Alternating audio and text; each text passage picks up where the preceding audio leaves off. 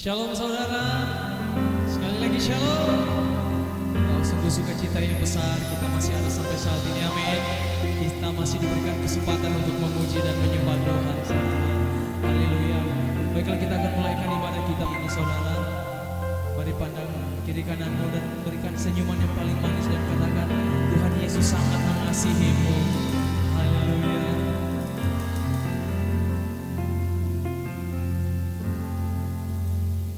Kedua tanganmu saudara bersama dengan saya. Kita berdoa. Kami mengucap syukur Tuhan. Sungguh besar kasih setiamu bagi setiap kami Tuhan. Kami mau katakan Engkau Bapa yang terlalu baik dalam hidup kami Tuhan. Engkau Bapa yang terlalu setia dalam hidup kami Bapa. Kami mau angkat pujian penyembahan hanya bagi-Mu Tuhan. Sebab bagi-Mu segala kemuliaan, sebab bagi-Mu segala pengagungan. Kau Allah yang layak dimuliakan, Kau Allah yang layak diagungkan. Biarlah datanglah kerajaan-Mu dan jadilah kehendak-Mu atas setiap kami Tuhan. Bertatalah Engkau Tuhan atas pujian kami Tuhan. Ambil alih setiap hidup kami Bapa. Biarlah kuasa darah-Mu Tuhan membasuh setiap kami Tuhan. Kuasa darah-Mu Tuhan setiap hidup kami Bapa. Sebab Engkau kekuatan kami, sebab Engkau kubu pertahanan kami Tuhan. Padamu kami berseru Tuhan, Kau Yesus yang kami anggap. Saat ini Bapa, kami bawa hati kami Tuhan, kami bawa hidup kami Bapa untuk memuji Engkau Tuhan. Kami mau memberi yang terbaik bagi nama-Mu Bapa. Kami mau angkat suara kami yang terbaik untuk meninggikan nama-Mu Tuhan. Kau Allah yang besar, Kau Allah yang mulia, Kau Allah yang perkasa. Pujilah nama-Mu Bapa, pujilah Engkau Tuhan. Haleluya. Mari saudara yang siap memuji Tuhan sama-sama katakan amin. Mari saudara berikan tepuk tangan yang terbaik untuk Tuhan Allah kita.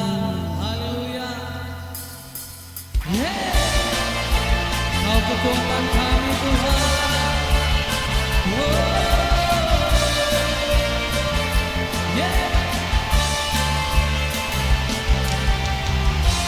Yesus, Kau kekuatan hidupku.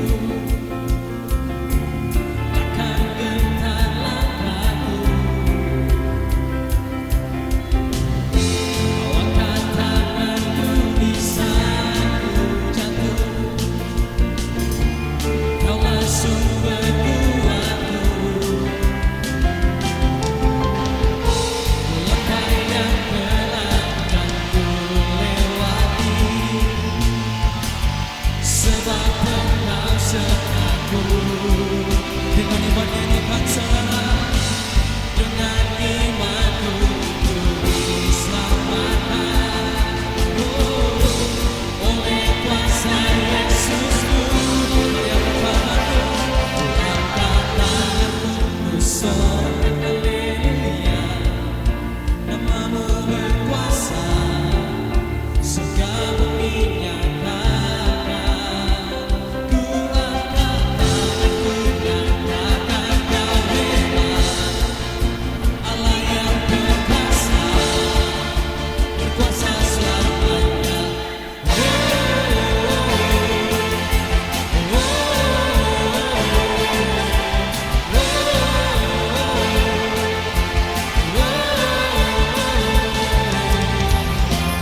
Yesus, Kau kekuatan hidupku. Takkan gentar langkahku. Kau angkat tanganku di saat ku jatuh. Kaulah sumber kuatku. Mari angkat tanganmu saudara. Langkah yang telah ku lewati. Kami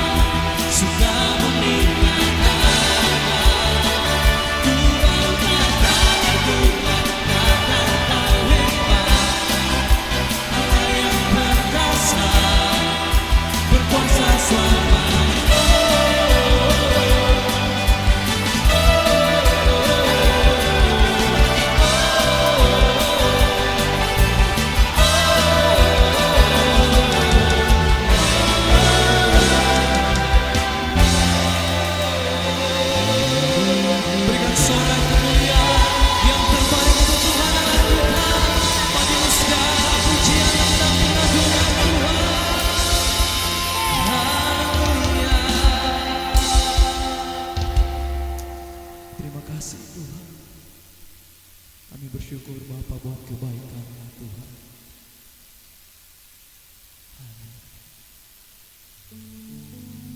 Kau Bapa yang terlalu baik dalam hidup kami. Kau melihat dan menyatakan kami untuk menyatakan Kau Bapa. Karena kami berserah pada Tuhan.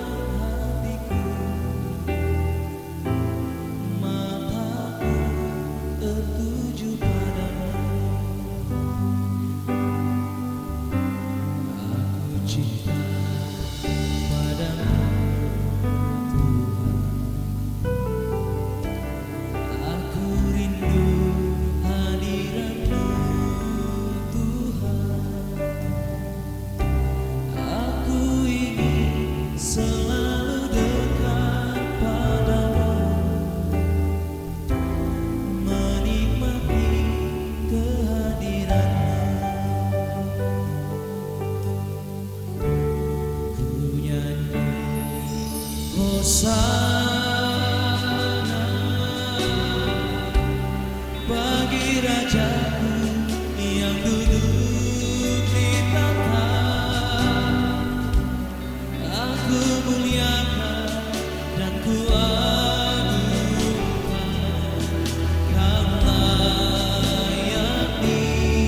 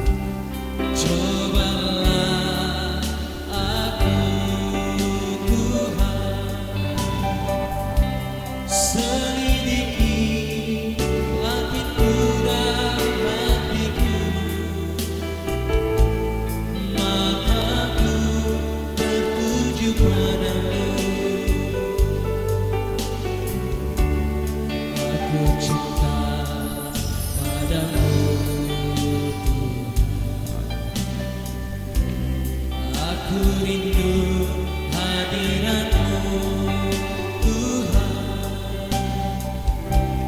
Aku ingin selalu dekat padamu, menikmati kehadiran-Mu. Ku nyanyi Hosana bagi Raja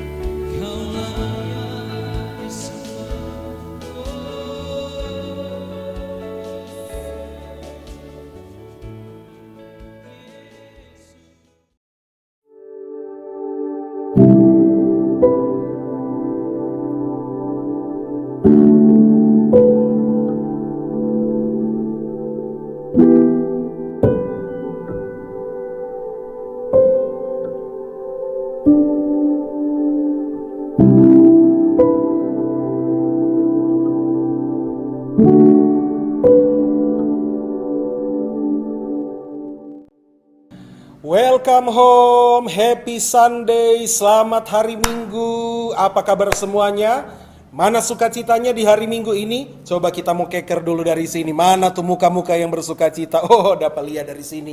Semua penuh dengan sukacita, apapun yang terjadi. Kita sudah memasuki bulan April, bulan yang saya percaya bulan yang luar biasa. Ini bulan dimana kita merayakan Paskah, merayakan kemenangan, merayakan kasih dan pengorbanan Tuhan Yesus. Dan itu akan selalu membuat hati dan jiwa kita penuh dengan sukacita. Nah, kalau kita selalu penuh dengan sukacita, Alkitab berkata bahwa sukacita yang dari Tuhan itulah yang menjadi kekuatan dan juga perlindungan meskipun orang lagi berhadapan dengan situasi yang tidak biasa di hari-hari ini. Oke, tidak berlama-lama lagi, langsung saja saya mengajak mari orang persiapkan hati dan kehidupan untuk menerima berkat firman Tuhan melalui online worship ini. Mari orang tundukkan kepala, tutup mata dan mari orang berdoa. Tuhan Yesus, kami sangat bersyukur untuk setiap pemeliharaan dan kebaikan-Mu dalam hidup kami. Apapun yang sementara terjadi dalam hidup kami hari-hari ini, kami mau tetap declare kebaikan Tuhan atas hidup kami. Kami mau tetap berkata Yesus itu baik, Yesus sangat baik, Yesus teramat baik, bahkan Yesus luar biasa baik dalam kehidupan kami.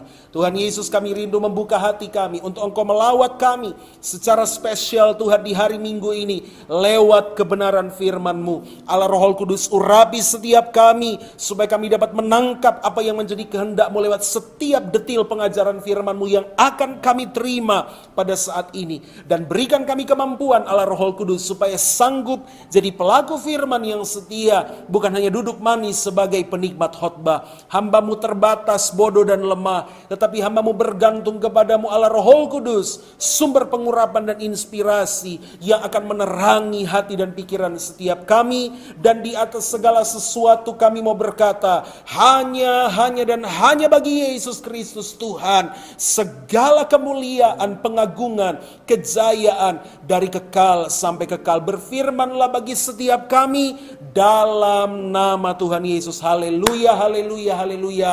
Amin, amin, amin. Oke, langsung saja mari orang ambil orang Alkitab masing-masing. Ayo kita baca sama-sama dari Mazmur 107 ayat 29 dan 30. Sekali lagi Mazmur 107 ayat 29 sampai 30. Oke, mari yang bisa baca ya, tentunya pasti kita semua bisa baca, tapi maksudnya yang punya akses untuk baca Alkitab, mari jatuh orang baca rame-rame bersama-sama ayat ini bersama dengan saya. Mazmur 107 ayat 29 dan 30. Oke, siap? Siap? Sudah dibuka semua kitab sucinya atau Samsung sucinya? Oke, sudah dibuka. Nah, kalau sudah mari orang baca rame-rame. 1, 2, 3. Dibuatnya lah badai itu diam, sehingga gelombang-gelombangnya tenang. Ayat 30, mereka bersukacita sebab semuanya reda, dan dituntunnya mereka ke pelabuhan kesukaan mereka. Amin, amin, amin.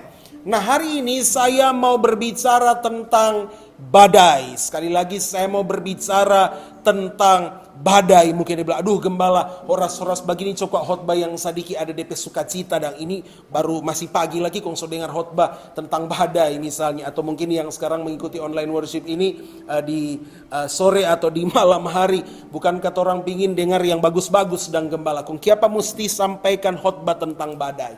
Nah, tentunya badai yang saya maksud ini adalah badai, maksudnya bukan angin badai, tornado, puting beliung, atau angin taputar, atau angin fals, bukan ya. Tetapi yang saya mau bicarakan hari ini adalah badai kehidupan yang terjadi di dalam kehidupan kita. Nah, izinkan saya sebelum melanjutkan khotbah ini, berapa banyak di antara orang yang sementara mengikuti online worship ini yang merasa, aduh gembala, kita hidup ini lagi mengalami badai. Coba yang lagi mengalami badai, coba angkat tangan. Yang lagi mengalami badai. Oh, memang dapat lihat dari sini tak bongkar-bongkar tuh rambu karena lagi mengalami badai. Ya, nah mungkin kita lagi mengalami badai di dalam kehidupan kita. Tetapi ingat bahwa sebetulnya badai itu mungkin kita ketakutan karena pikir badai itu berbahaya. Tetapi sebetulnya tidak selamanya badai itu bahaya. Ya, tidak selamanya. Karena seringkali angin sepoi-sepoi lebih berbahaya daripada badai. Saya beri contoh misalnya monyet atau ngo, do you know ngo? So itu dia. Nah, ngo ini atau monyet ini kalau lagi angin besar, mereka akan berpegangan di dahan lebih kuat supaya tidak mau jatuh. Tetapi justru kalau angin sepoi-sepoi bahayanya kenapa? Mereka bisa terbobo tersono dan akhirnya jatuh ke bawah dan akhirnya cilaka. Ya. Jadi ternyata tidak selamanya badai itu bahaya.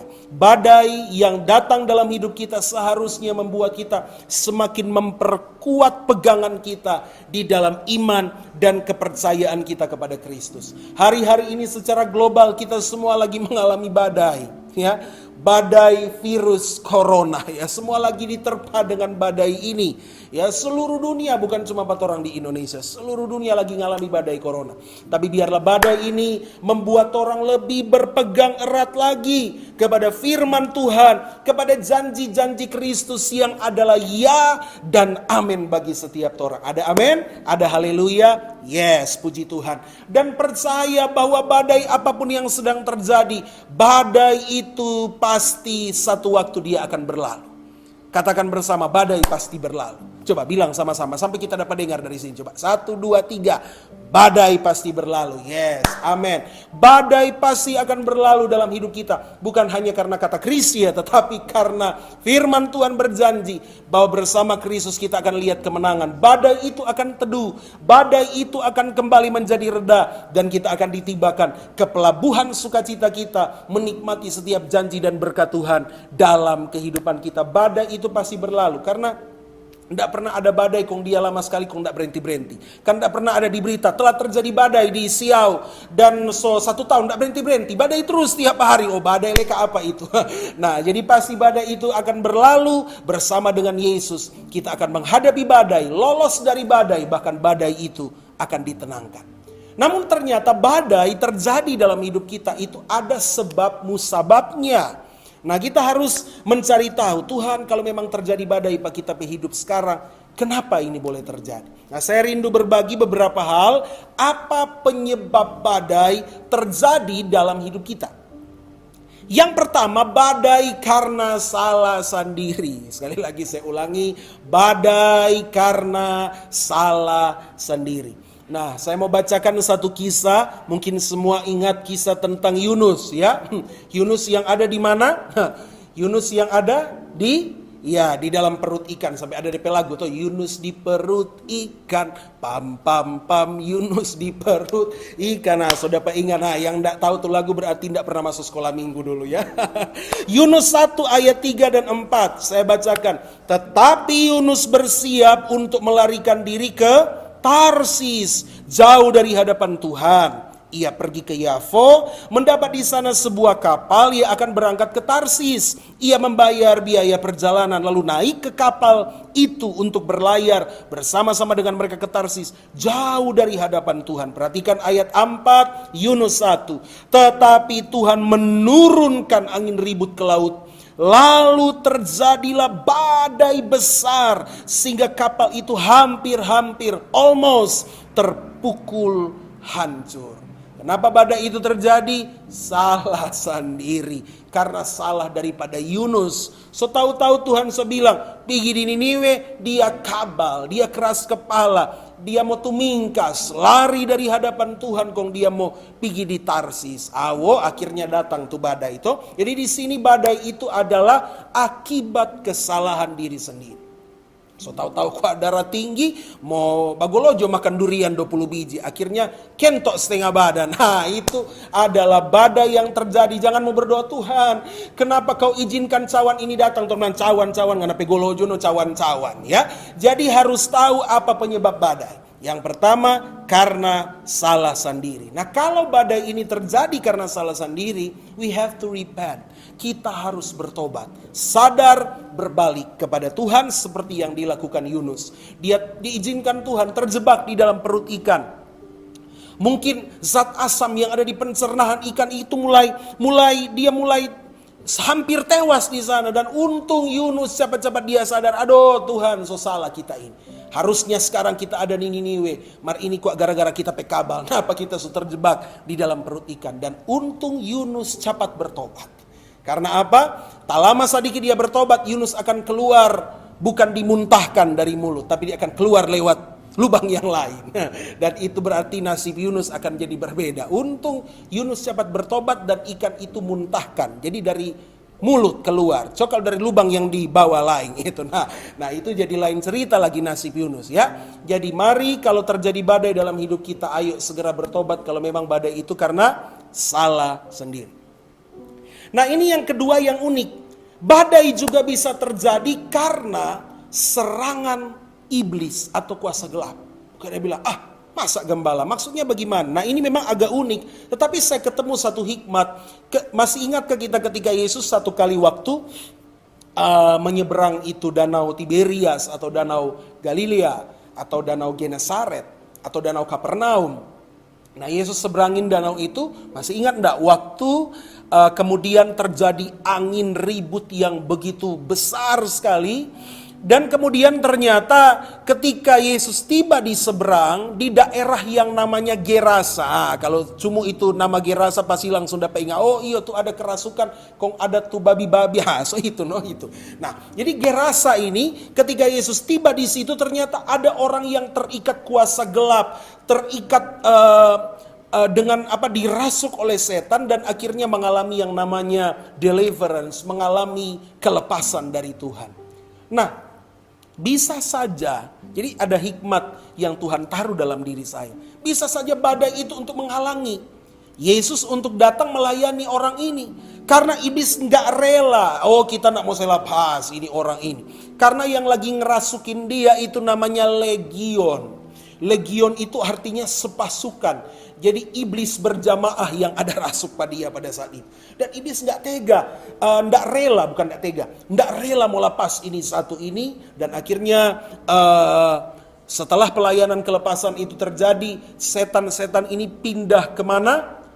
Kepada babi-babi yang akhirnya mati lemas di dalam jurang itu toh. Nah saya jadi teringat zaman dulu, biasanya kalau ada orang mau bangun rumah atau apa tuh biasanya tanam kepala babi di muka rumah atau sebelum pembangunan itu. Belum bilang kata supaya kata tuh setang-setangnya nak mau datang mau serang itu segala sial, deng cilaka, marah bahayanya nak mau datang serang di rumah itu tanam kepala babi. Aduh so salah sekali, itu iblis bikin bodoh. Karena apa? Iblis, hele babi hidup, iblis lewat apalagi cuma mau kepala babi, ya ampun.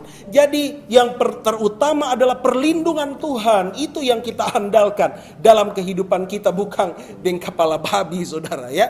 Nah jadi peperangan rohani itu is real, spiritual war is real. Peperangan rohani itu ada dan nyata, ya. Iblis itu ada dan we have to fight it back. Kita harus melawan dia balik. Kekuatan kuasa gelap itu nyata, we have to fight it back. We have to fight him back. Kita harus lawan iblis dengan otoritas yang Tuhan telah beri kepada kita. Karena seringkali ada badai terjadi dalam hidup kita itu karena iblis lagi menyerang. Bisa enggak kita lihat badai? Bisa enggak lihat badai? Oh bisa dong, bisa kelihatan. Siapa bilang? Angin itu tidak kelihatan. Ya, yang kita lihat adalah rumput yang bergoyang karena angin, daun-daun, dahan pohon yang miring-miring karena angin, air laut yang bergelora karena angin, iya. Tetapi anginnya itu tidak kelihatan. Itulah faktor X dalam hidup kita. Seringkali ada hal yang kita apakah ini boleh terjadi? Rumah ada aman-aman kaki subakalai.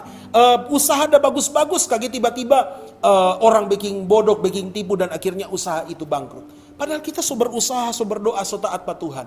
Seringkali kita harus lakukan yang namanya peperangan rohani. Karena badai juga bisa terjadi karena perbuatan si jahat yang tidak senang, yang merongrong kehidupan orang percaya. Namun tidak usah takut saudara. Karena kita percaya di dalam Kristus ada kemenangan bagi orang yang percaya kepadanya. Amin, amin, amin. Nah tetapi ada yang ketiga. Dan inilah yang menjadi pokok pembahasan kita di hari ini. Tadi badai terjadi karena salah sendiri. Yang kedua badai terjadi karena perbuatan kuasa gelap. Tetapi ada yang ketiga. Badai juga bisa terjadi karena seizin Tuhan. Sekali lagi, badai juga bisa terjadi karena seizin Tuhan. Izinkan saya baca satu ayat. Saya ketemu satu ayat yang unik di dalam Perjanjian Lama. Bilangan 11 ayat 31. Bilangan 11 ayat 31. Dikatakan begini, lalu bertiuplah angin yang dari Tuhan asalnya. Ih, gembala enggak salah dengar kita, masa Tuhan tega kirim badai? Ternyata ada di ayat. Bertiuplah angin yang dari Tuhan asalnya. Kedua, aduh Tuhan petega, Tuhan pejahat apa kita? Masa Tuhan mau izinkan badai terjadi? Masa Tuhan mau kirim angin ribut pada hidup? Satu hal yang saya rindu sampaikan di hari ini, bahwa tidak pernah Tuhan izinkan sesuatu dalam hidup kita tanpa ada maksud dan rencana di baliknya. Sekali lagi, saudara mungkin ada yang lagi galau karena kia padang Tuhan izinkan ini pergumulan, ini masalah terjadi pada hidup Tuhan. Kia padang petega Tuhan. Izinkan saya mau bilang ini saudara.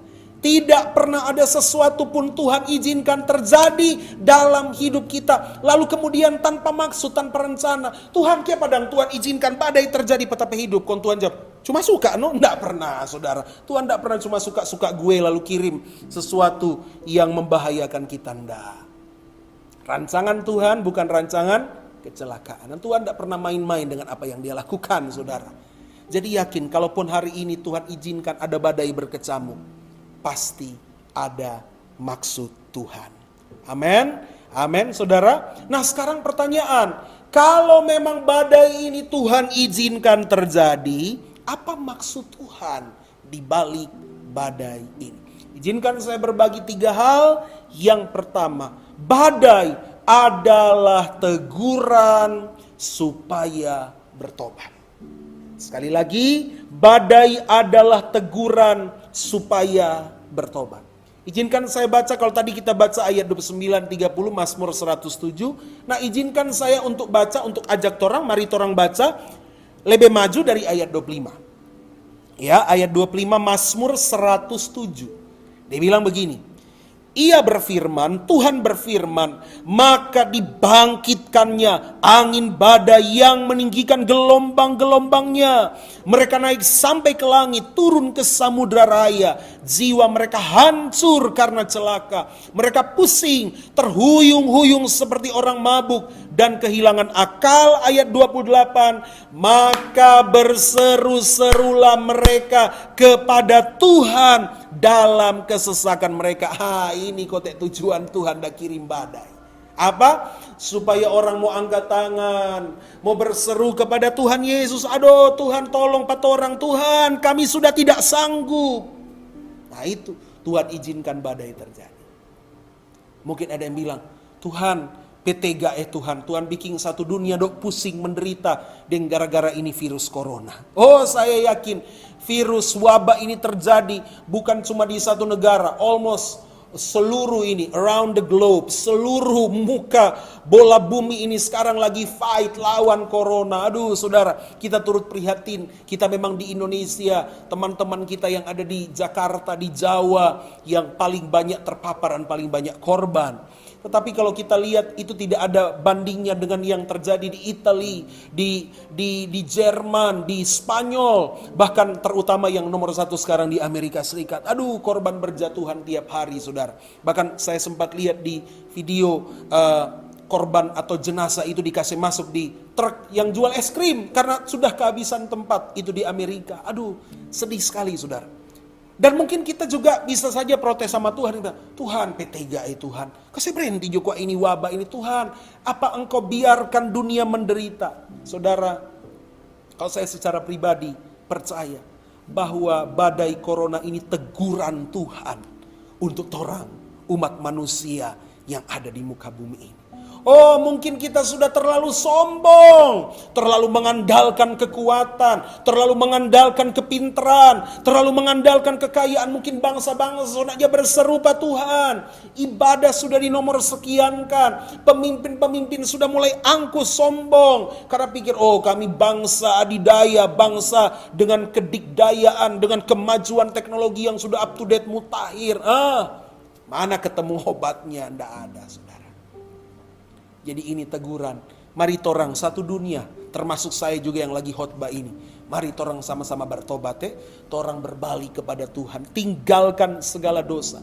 Karena ketika biasanya orang kan begitu, ada badai dan tidak ada badai, lain kali beda DP sikap Tuhan.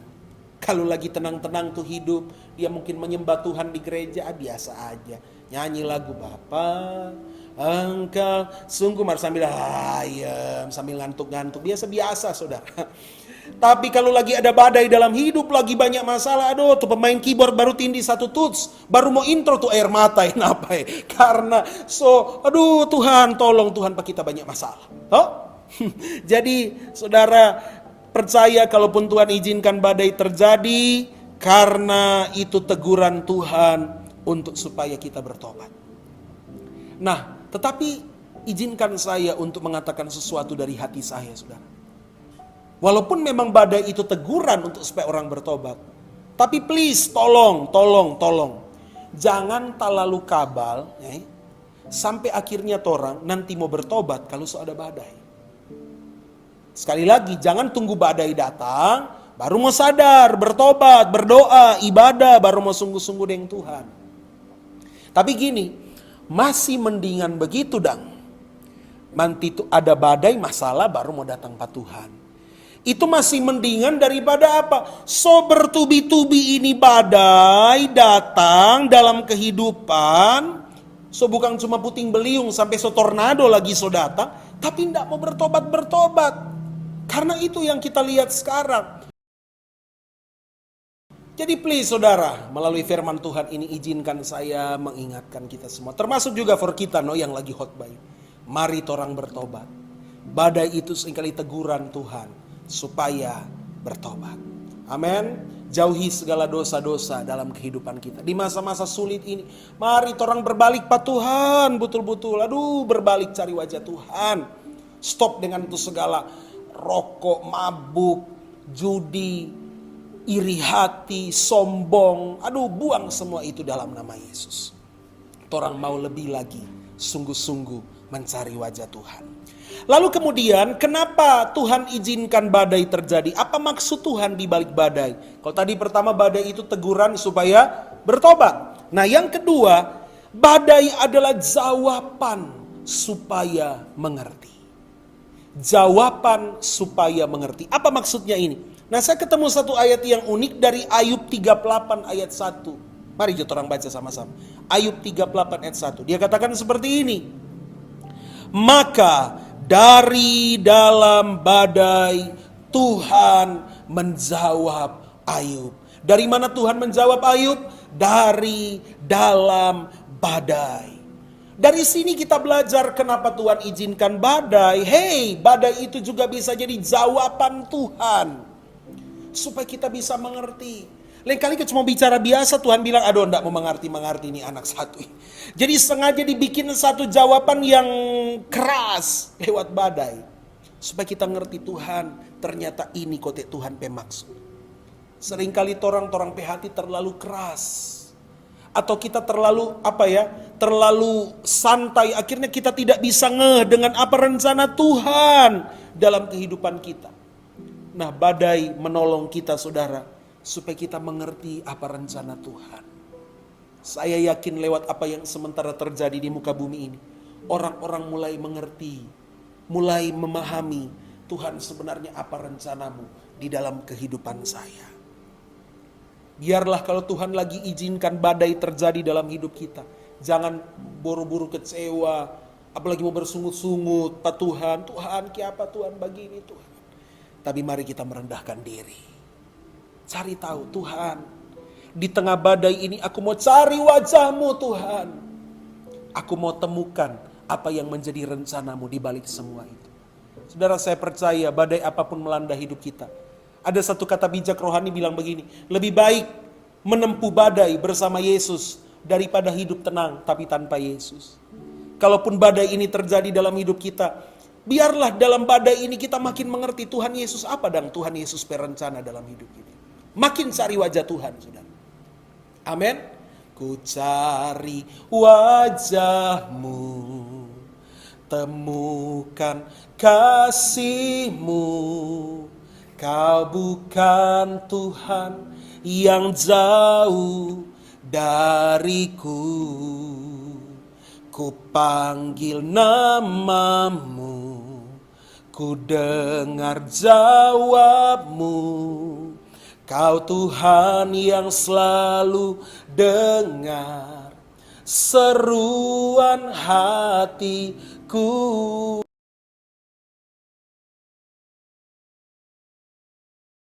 Nah, dan yang ketiga, apa maksud Tuhan di balik badai yang terjadi dalam hidup kita? Yang ketiga adalah badai itu ujian supaya percaya. Tadi yang pertama apa? Teguran supaya bertobat. Yang kedua jawaban supaya mengerti. Dan yang ketiga yaitu ujian supaya percaya. Matius 8 ayat 24. Sekonyong-konyong mengamuklah angin ribut di danau itu sehingga perahu itu ditimbus gelombang. Tapi Yesus tidur. Maka datanglah murid-muridnya membangunkan dia, katanya, Tuhan, tolonglah, kita binasa. Ia berkata kepada mereka, kenapa kamu takut? Kamu yang kurang percaya. Lalu bangunlah Yesus menghardik angin dan danau itu. Maka danau itu menjadi teduh sekali. Saudara masih ingat ketika Yesus kemudian menghardik danau, diam, tenang. Tetapi sebelum Yesus menghardik danaunya, Yesus hardik siapa dulu? Murid-muridnya. Yesus bilang, kenapa kalian kurang percaya? Jadi ternyata seringkali badai datang sebagai ujian supaya kita percaya. Ujian untuk menguji, mengetahui kadar kualitas iman kita. Seringkali saudara, kualitas iman itu nanti akan nampak keasliannya kapan? Waktu apa? Waktu diuji, saudara. Baru ketahuan kualitas imannya seperti apa. Contoh misalnya, di leher saya misalnya, coba Anda bayangkan bahwa di sini kita ada pakai kalung emas. Oh, walaupun nyanda dang. Tapi kalau ada yang mau kasih boleh juga, ya. Nah, jadi misalnya contoh di leher saya ada kalung emas. Nah, dan misalnya di hadapan jemaat saya akan angkat kalung itu dan bilang, saudara-saudara jemaat Tuhan, percaya ke Anda bahwa kalung ini adalah emas asli? Apa jawab? Ya mungkin sebagai jemaat Anda akan bilang, ya karena katuk gembala yang bilang ya orang percaya jo. Bilang jo, iyo asli gembala, orang percaya. Tapi mungkinkah saya berbohong? Bisa saja saya berdusta. Saudara, misalnya bagi orang yang kritis akan bilang, gembala, orang nak mau bilang percaya. Itu asli. Sebelum apa? Orang mau uji dulu, itu mas betul atau sopu. Karena lain kali yang disopu lebih berkilau daripada yang asli. Nah, kapan ini terbukti ini mas cuma sepuhan dan asli? Kalau diuji bakar, baru terbukti. Oh, ternyata kok imitasi. Nah, begitu juga dengan iman kita. Seringkali badai itu diizinkan Tuhan untuk apa? Menguji iman ini asli atau tidak. Kalau sudah teruji, kita tetap kuat, tetap kokoh, baru kita bisa bilang, asli loh. Nah, karena sudah teruji. Badai datang dalam hidup kita untuk menguji kualitas iman kita, saudara. Makanya kalau ada di antara kita yang sekarang lagi mengalami pergumulan, mungkin kita bilang, Tuhan apa tapi salah? Tuhan kita so setia Pak Tuhan. Aduh, apa tapi salah? Jangan mengeluh, jangan bersungut, saudara. Yakin bahwa ini ujian dari Tuhan. Dan kita percaya kalau kita sudah bisa membuktikan kadar kemurnian kualitas iman kita, badai itu akan segera dilalukan. Akhirnya kita upgrade, naik level iman kita lagi. Jadi hari ini saudara, kita telah dengarkan firman Tuhan. Apapun badai yang sementara menerpa dalam hidupmu, percaya bersama dengan Yesus kita akan bisa tetap berdiri di tengah badai yang diizinkan Tuhan. Ingat bahwa badai diizinkan Tuhan dengan maksud. Satu, teguran supaya kita bertobat. Yang kedua, jawaban supaya kita mengerti. Dan yang ketiga, ujian supaya kita percaya.